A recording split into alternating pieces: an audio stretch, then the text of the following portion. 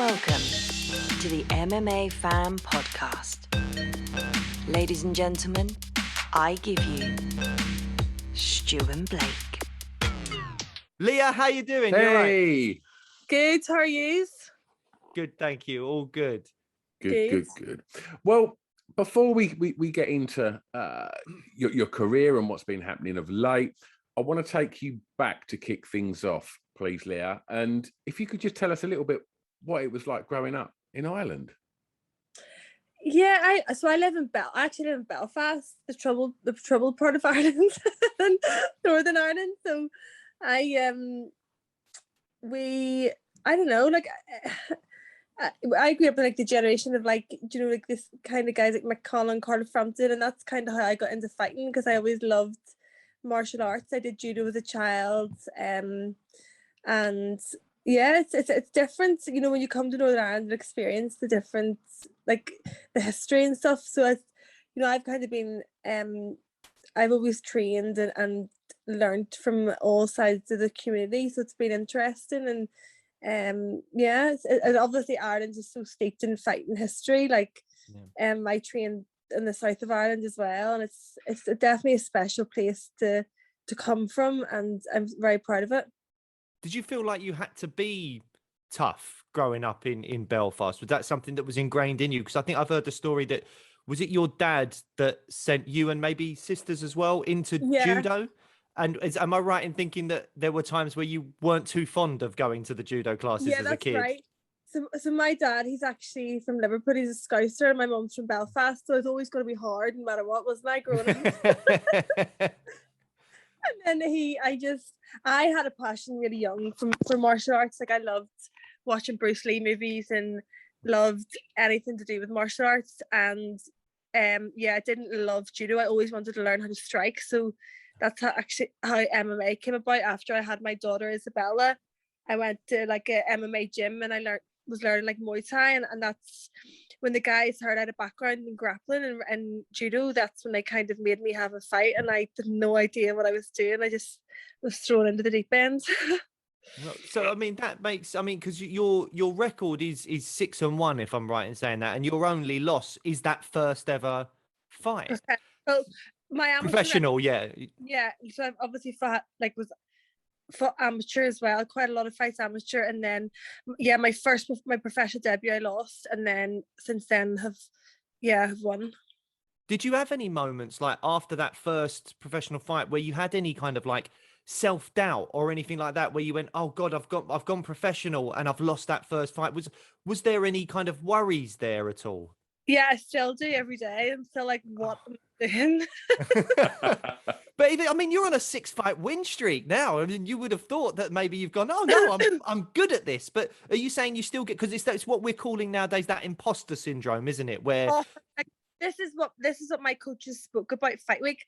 My whole last fight week, I honestly was like, I can't remember how am I going to know what to do when I get in there? How am I going to remember combinations? And the boys were like, Leah, this is like, they told me about this imposter syndrome, and I was like, how am I co-main event in Wembley? Like, what am I even I have no idea what I'm doing, and I still get that, like those massive doubts and massive, like I do suffer really bad from nerves, and I, no matter what, I always fight. I always deal with it and always like embrace it. But I definitely have those doubts and those like demons in your head saying that you shouldn't be there. But you have to just keep. It's like anything in life. Like you have to keep fighting against those voices that are really loud all the time. Yeah, well, no, I mean, but how do you do that? Like, what coping mechanisms do you have? I mean, like I'm in the middle of doing a play at the moment, and the first like week of the run of the play, you're constantly like, do I know my lines? Oh my god, do I know what I'm doing? And you are really nervous. You're going out in front of a few hundred people to perform, and you hope you don't mess it up, and you hope you don't embarrass yourself, and all that kind of thing. But you kind of just have to do it, trust yourself, and get through it. But in my world, no one's going to punch me in the face unless I do something really stupid. Yeah. Like, so how do you deal with it? See, when I'm backstage, like warming up, that's the most, like sometimes the most surreal place to be, when you're in this like dingy 4x4 room, and it's everybody, you can just sense the nerves and anxiety of the other fighters warming up. maybe going out before you, getting themselves psyched up, and we're in this tiny room and we're about to walk out for the 10,000 people, and it's not like we're singing or dancing, like we're actually fighting somebody in a cage. And I really have all this going through my head, but like, imagine I was a singer, how much easier life would be if I was just walking out and I could sing. But no, I'm actually fighting someone in a cage in like 5 minutes. So when you go, the whole scenario is crazy, isn't it? It's like there's no, see, even like a fight they say, I'm like, there's nobody in the world that you can actually describe what is going on. Like, you wake up in a hotel room with your team and everybody's like nervous and because they know it's fight day, and like walking on eggshells because you're really like snappy, and it's like you have to wait the whole day. So it's like the longest day of your life. It's like impending doom. Like every hour is getting closer to that minute that you have to walk to the arena. And it's like, it's the total, and it's not like, I'm not scared of getting hurt. I'm not scared of, it's just the unknown. It's like, you don't know what you go in, your life could be changed for the better, and money and massive opportunities, or you go in and be somebody's highlight reel knockout and get played on the internet for like the rest of your life. Like, and that is what makes it so exciting as well. And it makes, especially MMA fighters, I think, so special, because it's not just boxing. You can't just get knocked out. There's so many ways to win, and there's so many ways to lose, and like all these 10 million thoughts in your head trying to like center it in and focus that you're going into fight, and you do this every day. You're trained, you literally train 5 hours a day to do this. Like, it's just so much goes on, and it's like it's hard to describe.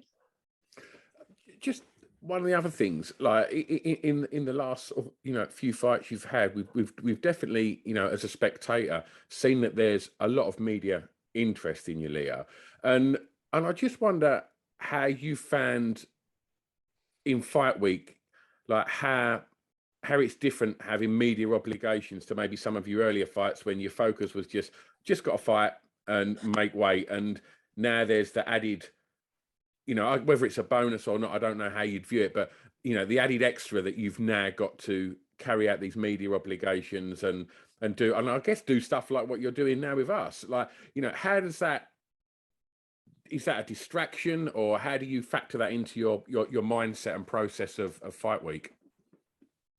Yeah, I think since my amateur career, there's always been a wee bit of like a bit more, I don't know whether it's hype or attention on my fights, because obviously I'm mum, and I think people can or kind of question why I love MMA and why I love fighting. And I've kind of always had to deal with that.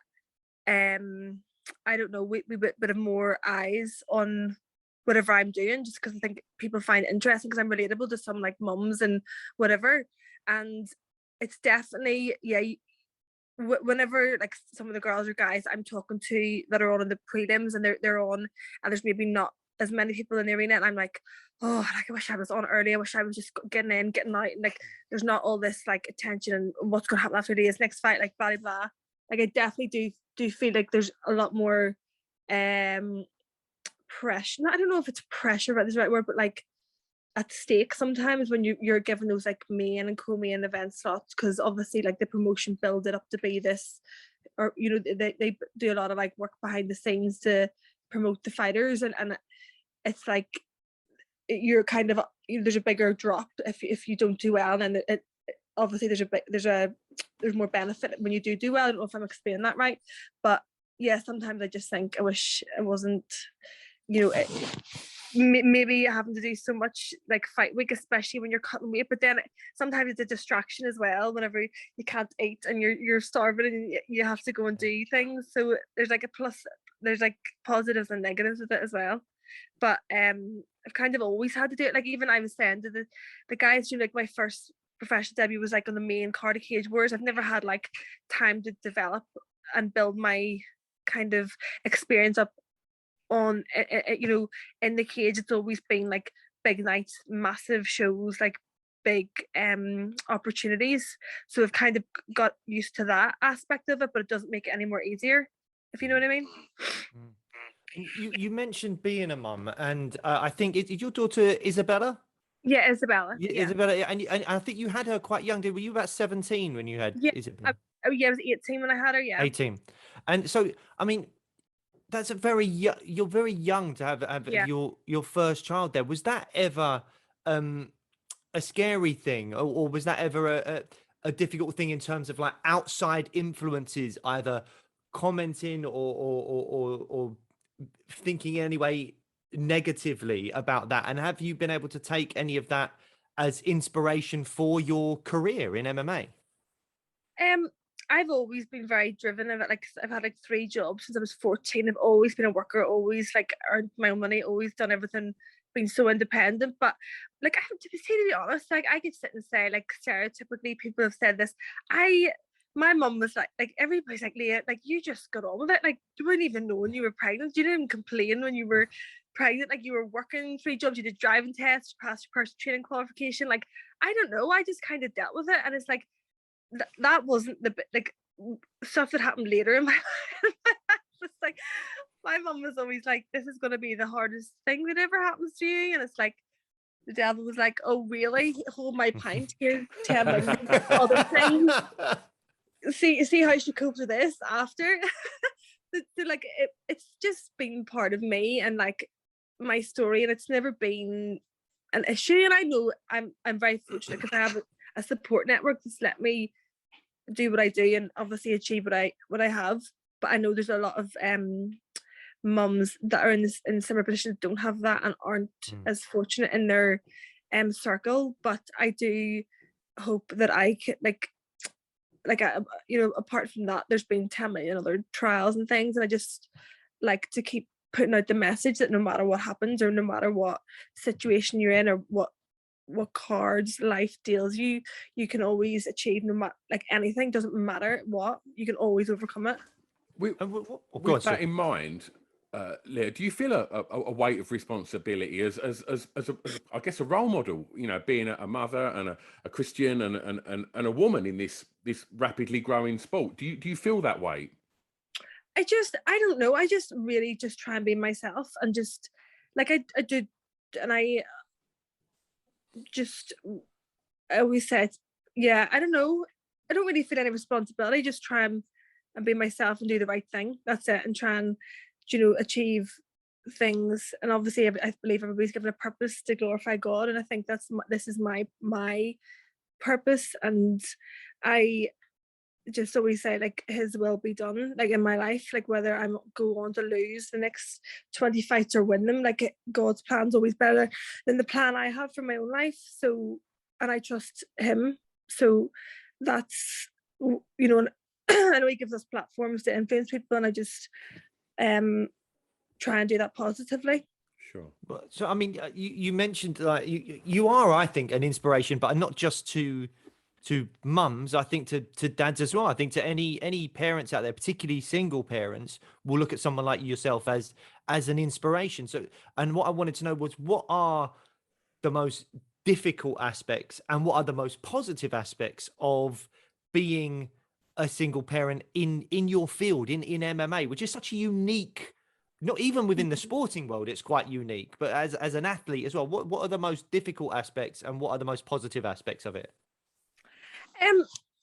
People always talk about me being a mum, but I always say, like, I'm just the same as any other working mum, and it's just that I'm in the, you know, to get a bit more media attention or in the spotlight a bit more. Like I always say, like my role models are the people around me. Like my mum, she's a radiographer in the cancer centre in Belfast, like running cancer trials. Like my sister's a teacher for in a school with kids with learning disabilities, and does so much work with children in care. And my brother-in-law and my sister works in a nursing home. Do you, like, these people, they're the people that aren't celebrated, aren't in the spotlight. Yeah. They're like the real role models. Do you mean, like, that are doing selfless jobs every day, that are giving back? They're working for, like, to help others every single day, like hands on.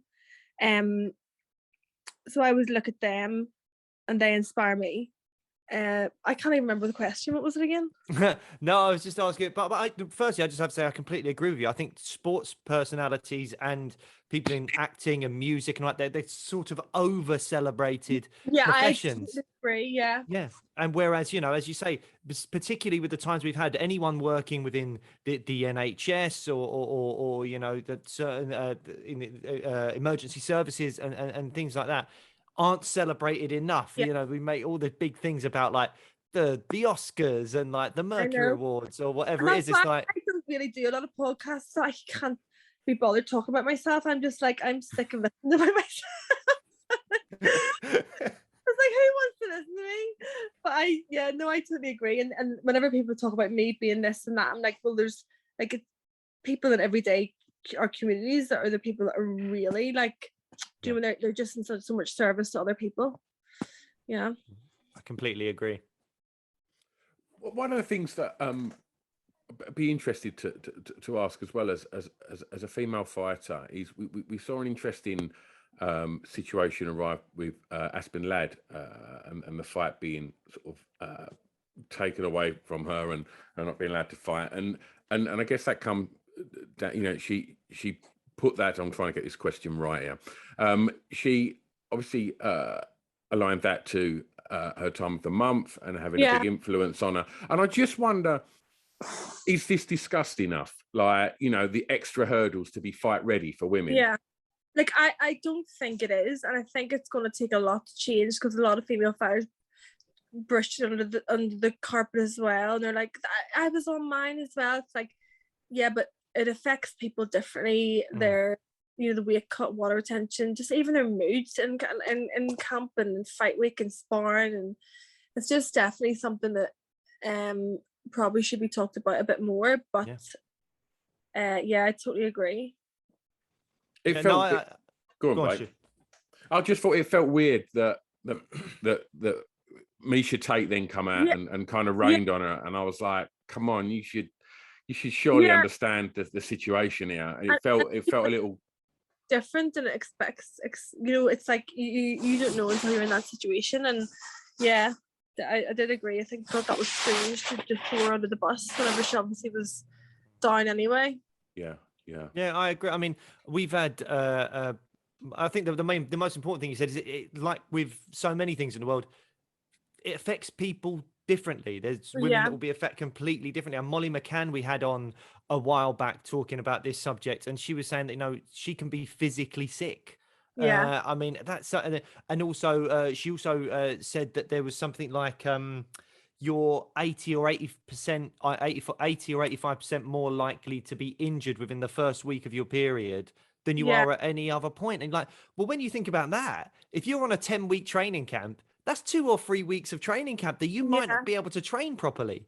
And we, particularly because I think MMA is still has a predominantly male fan base. We've not discussed this enough and thought about it. I think it is coming more to the forefront of discussions now, which is a really good thing. And it is maybe something that we should consider and think about. And the fact that like cycles maybe should kind of line up a bit more or with dates of fights or opponents or anything like that, just so that there is parity there, and you know, no one's getting extra training with and all that kind of stuff. I don't have the brain power to work out how these things would work, but there's definitely something to be said for conversations, at least with top female athletes, to go, we need to look at this a bit more and make sure that everyone's on a level playing field.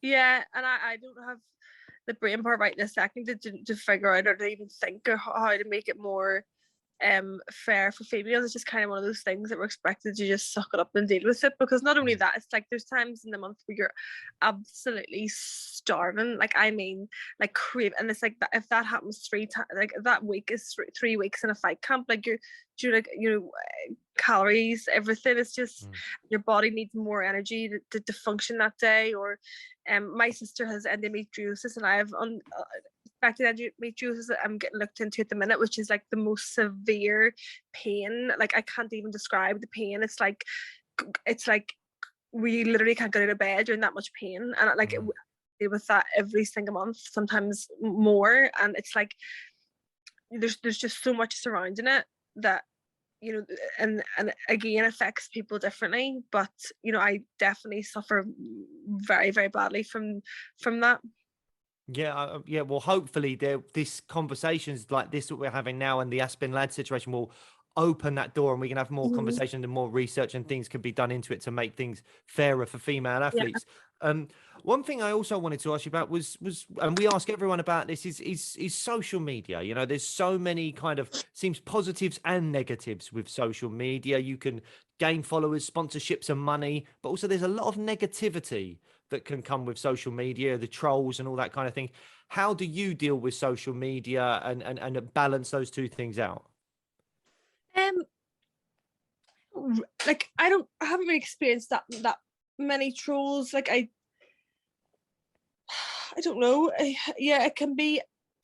Like say you want to not be on it for 4 weeks, it's like you physically can't, because you have to post sponsors, you have to post training, you have to let people know what you're doing, you have to keep engaged with your audience so that they want to watch you fight, because a lot of big things about getting these opportunities and getting on big promotions is that people need to be interested in you and interested in your career, and if you just go ghost and don't bother keeping people up to date, you can become a wee bit like forgotten about. Whereas yeah, it's definitely, I know a lot of people do a lot more than what I do, but I try and keep people as up to date as possible. And it's nice as well sometimes when you're in training camps, it can be really lonely, like doing 10 weeks on your own, like especially for me, it's like driving to the gym, coming home from the gym, like constantly, you don't go out at weekends, you can't go out for dinner with your family, you can't be around people when they're eating. It's like sometimes they engage with people or let them know what you're up to. It's quite nice as well.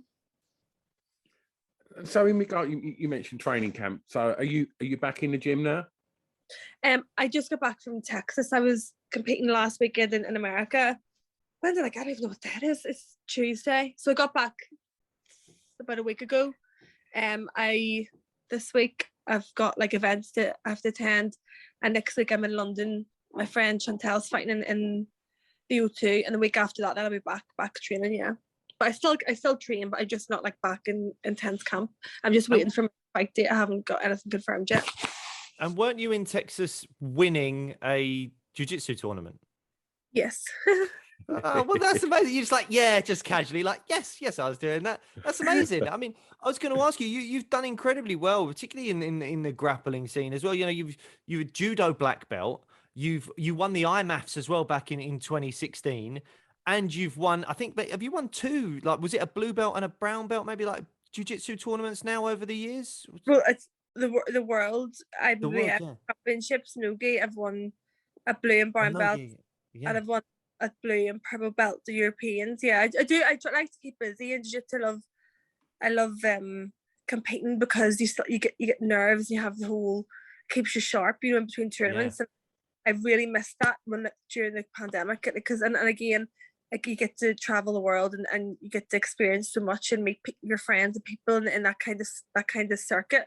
A lot of people just do jiu-jitsu, and I really love the freedom of like just entering and going and giving it a go. Like I really love that. It's like Texas last week. I just decided like 2 days. I said to myself like it would be a dream if I won in London and then wasn't injured and could go out to Texas and compete in the world. And I didn't really have any expectations. I just knew I wanted to try. I wanted to go out and give it a go. And I traveled over to Texas on my own and sat in the bus and cut weight on my own that morning for the tournament and did well. So I was very glad. A lot of people can't get into America, but I had my exemption because the NIE was Bellator, so I was just thought, you know what, like opportunities aren't ever guaranteed. If there's an opportunity there for me to go and achieve something, like why not do it? Like I might not have only done jiu-jitsu, I might not have just focused in this tournament, but with the whole pandemic, like fights were cancelled, tournaments were cancelled for years, so just go and do it. I felt God opened every door, and he was just telling me to go and do it, because like my exemption came through the night before, but like I left. It was literally like everything was last minute. I just really trusted him and went and did it. So how many days were between the fight in London where you won and then the jiu-jitsu tournament? It was a week, so it was Friday the 1st. I was competing. I was in London, in Wembley, and then the next Friday I was in Texas. That's amazing. So you were just a week, like you weren't like. Most people would be like, oh my God, I've just had a big fight. Let me go and eat pizza for a few weeks, relax. I don't want to cut weight. I did eat you pizza. Did eat pizza. Week. Yeah. And then you still cut weight in a bath a few days later anyway. Yeah. Did you regret the pizza while you were cutting weight in the bar? No, not one minute. No. In regards to sort of staying active and training regular, I just want to ask you what your approach is to sparring, like, and striking. Like, we have loads of different camps that have different approaches to it. So, some fighters now, we have Robbie Lawler saying he rarely spars now. I just wonder what your stance is on sparring. Like for me, where I can see why Robbie and some guys don't, because they've done so much of it and they have the time down, have the speed down, they've so much experience fighting. They don't need to be sparring every week. Whereas me, where I'm in my career, like I need to be progressing and developing and sparring. It's obviously difficult. I constantly have to spar men, and it's always challenging and a bit demoralizing when you're constantly having to spar bigger, stronger, like men and women, like are totally different, body types. And but it's definitely a big part of my camps. I spar 2-3 times a week. I try and do as much as I can, but outside, like, if I haven't got a fight date, I don't do a lot of it. Like I maybe once a week, but definitely in fight camp, especially to simulate your opponent and stuff. And it creates a different type of cardio as well. It's because you're put under that pressure. It's like you need to feel that, have those hard rounds to get used to dealing with hard rounds in the fight. And we had Jojo Calderwood on a while back as well, and she was saying that was one of the reasons that she moved to Syndicate MMA over in Vegas, was she couldn't find enough female training partners, and training with men was different. Do you find it difficult to find training partners that are female training partners? Yeah, definitely, especially my weight class and over here. I don't really have any. I don't even have one. So I just have to train with the guys. But yeah, I do travel a lot to train. Though I've been to Thailand. I train.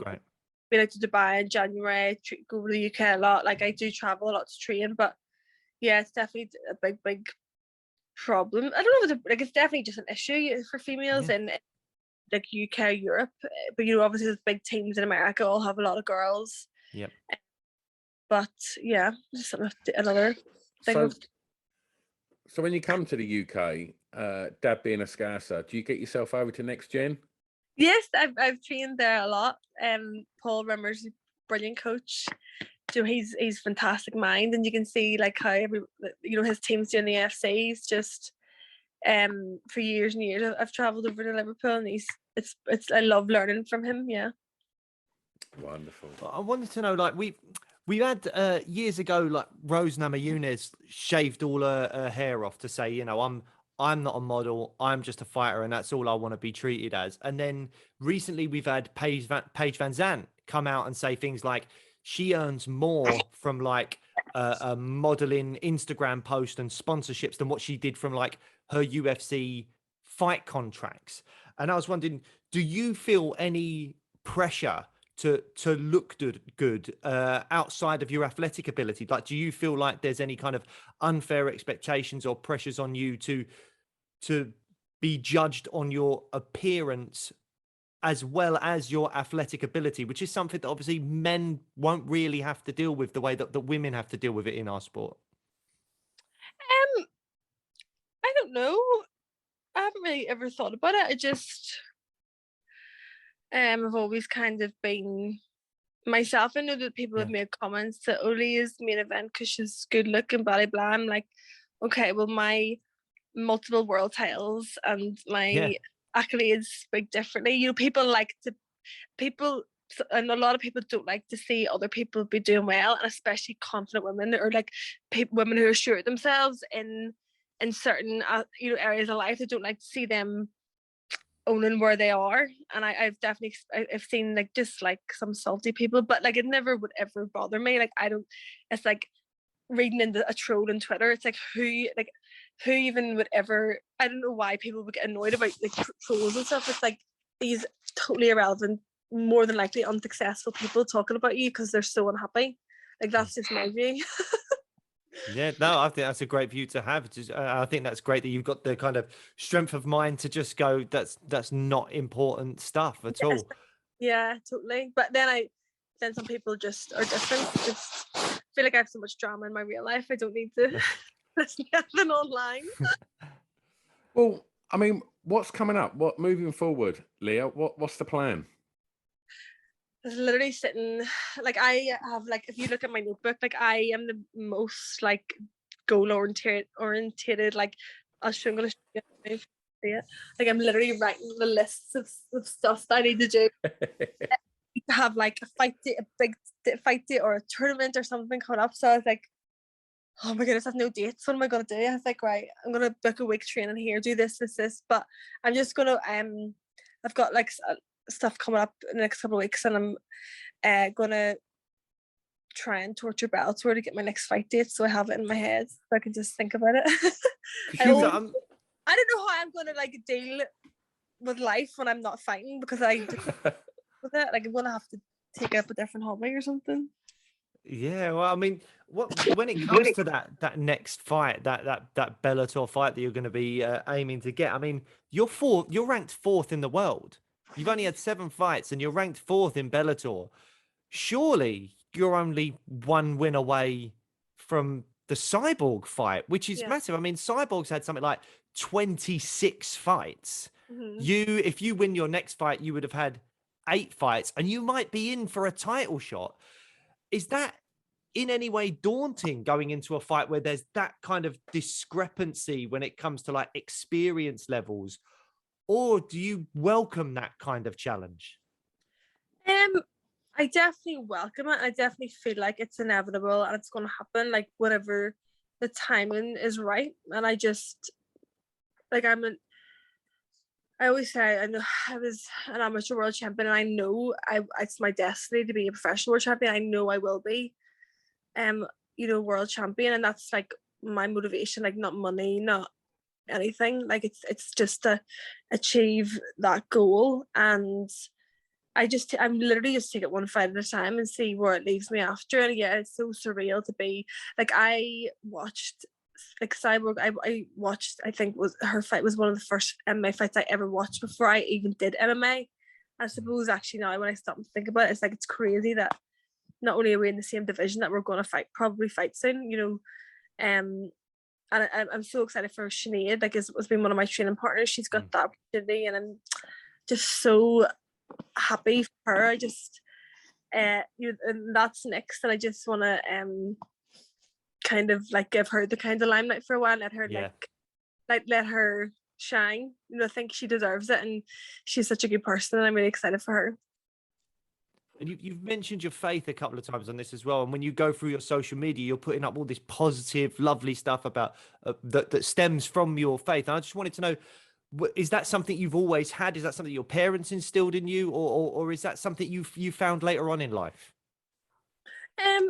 No, like my parents, my mum and my grandparents, they would all be believers. We've always went to church, and suppose when I was growing up, like, we kind of stopped going for a while. And after I had Isabella, like, I just wanted to make sure she was going, was brought up in the same way that we would have been, and given that opportunity to go to church. And she loves it, and she goes to her Bible club every Wednesday night, and she goes to church with me, and having her definitely brought me closer to God again, and to kind of lean into him for guidance in my life. One of the other things that we like to ask fighters, during sort of fight camp and stuff like that, is the face-off. Like, we've had fighters say that they look into their eyes and can see they're scared, or we see people that are just completely blasé and don't even make eye contact. Like, what's your sort of thoughts on that kind of final stare down? I love it. Do you mean in the weigh-in or at the fight? Oh, good point. Normally I'm thinking weigh-in, but yeah, I mean, tell me about the differences then. I suppose, like, on fight night, it's like I just like don't take my eyes off them, and then it's the same in the weigh-in as well. I don't know, I just really like it. Are you doing that kind of? Can you see if they're scared? Is it something that you can? I can't see if they're scared. I think I'm just so sure of myself. I don't really care. Just... So is it a case of asserting that with them, like, look how comfortable and confident I am right now? Not really for me. I'm really like I don't know. There's just in a weird zone, weird like mindset. It's hard. It's so hard to describe. So many emotions, so many things about fighting. It's so hard to like vocalize, if you know what I mean. And do you think there's anything to be sort of taken from, you know, added to that confidence? Is the army of incredible mixed martial artists that are coming out of Ireland at the moment? Is that something that, you know, you feel super proud to be part of? Yeah, and especially the guys that we've like 8 years ago we were all trained together, and that we're still here, still grinding, still pushing like the barriers. That it's just so nice to see everybody excelling and doing well, especially from such a small island. Lovely. You mentioned pizza earlier. What's your number one post-fight meal? Like I always tell people this, like it has to be McDonald's, and I do. Really? Like, I'm not really big. I don't really love like their food, but I definitely love McDonald's. What is it? What are you talking like? Quarter pounder, No, nuggets? What are you on about? No, flex. The chicken selects. Very niche choice. The chicken selects at McDonald's. I like it. Oh, wonderful. Well, Leah, it's been an absolute joy being able to talk MMA and life and all of that stuff in and around it with you today. So, yeah, absolutely wonderful. Thank you so much for your time. No, thank you, Leah. Cheers. Thanks so much. No worries. Bye, guys. Thank you.